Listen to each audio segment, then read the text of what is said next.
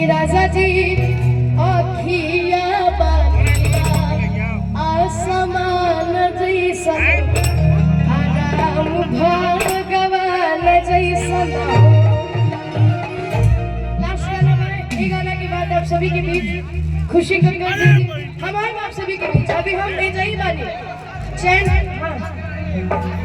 साथ में। अच्छा ठीक है, एक बाद खुशी दीदी हम सभी के बीच जाइए। उसके बाद अभिमन्यु भैया फिर ओकरा बाद हम और खुशी दीदी एक बार फिर आप सभी के बीच में आएंगे। ओकरा बाद जैसे आप सभी के फरमाइश की भक्ति चाहिए होगी वैसे हम सुनते कि गौरा सबके मुखड़ा लागे अरे चांद जैसन श्री राम भगवान जैसन हो। अरे भैया ए राजा जी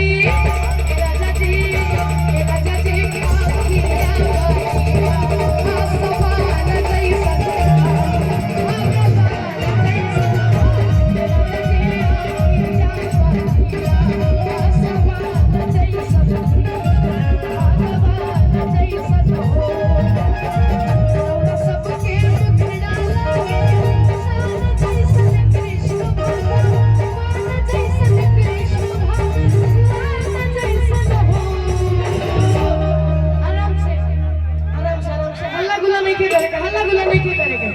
अरे आराम से भैया ठुमका लगा के ए राजा जी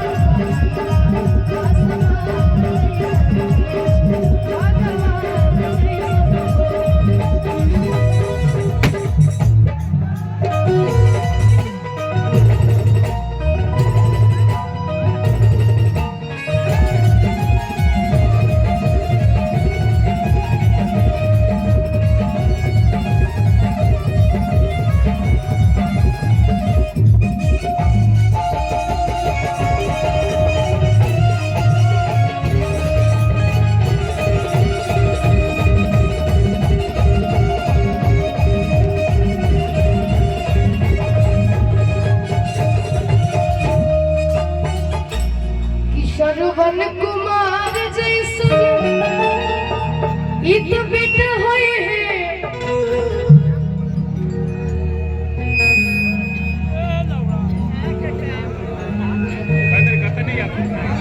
कि खानसार जैसा